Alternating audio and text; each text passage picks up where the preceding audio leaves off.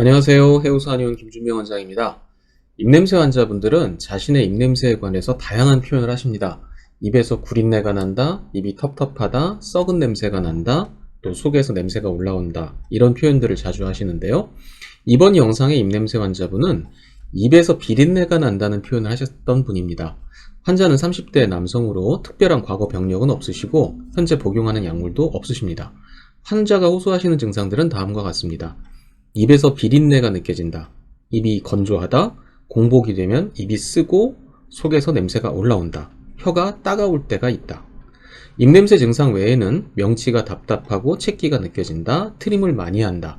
이런 증상들을 말씀하셨습니다. 환자의 입냄새를 기계적인 검사와 관능 검사로 확인해 봤습니다. 구취 측정기 검사 결과를 보겠습니다.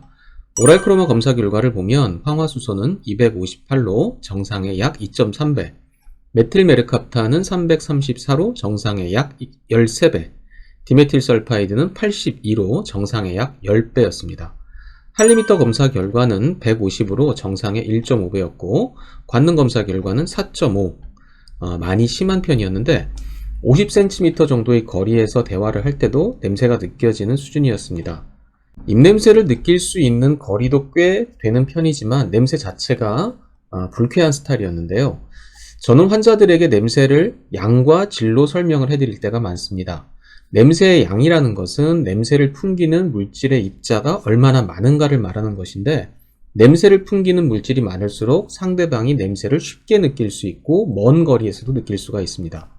냄새의 질이라는 것은 냄새를 풍기는 물질이 지닌 냄새의 특징을 말하는데, 냄새의 자극성, 불쾌감을 말합니다. 질이 안 좋은 냄새, 자극성이 강한 냄새는 상대방이 냄새를 느끼는 순간에 매우 불쾌함을 느낄 수 있습니다. 환자에 따라서는 냄새의 양은 많지만 질은 나쁘지 않은 경우도 있고, 냄새의 양은 적지만 질이 나쁜 경우도 있습니다. 전자의 경우는 상대방이 입냄새를 금방 느끼긴 하지만 심하게 불쾌함을 느낄 정도는 아닌 경우고, 후자의 경우는 상대방이 입냄새를 쉽게 느끼지는 못하지만 한 번 느낄 때는 굉장히 불쾌한 경우입니다.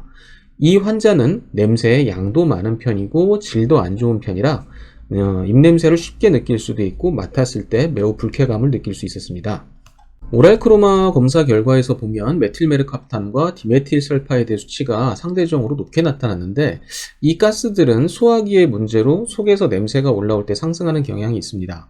제가 직접 냄새를 맡아본 바로는 환자의 입냄새는 음식물이 상할 때 나는 비릿한 냄새, 썩은 냄새와 비슷했습니다.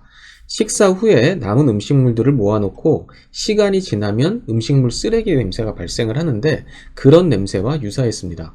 환자분이 말씀하시는 비린내라는 것은 생선 비린내가 아니라 이렇게 음식물이 상할 때 나는 비린내였던 것 같습니다. 이런 종류의 냄새는 소화기에 문제가 있는 사람들에게서 자주 느낄 수가 있는데 이 환자분도 그렇습니다. 평소 명치 부분이 답답하고 늘 채기가 있고 입이 쓰고 혀가 따갑다는 증상도 말씀하셨는데, 혀가 따갑거나 입이 쓴 증상도 위산이나 담즙이 역류를 할 때 자주 발생하는 증상들입니다.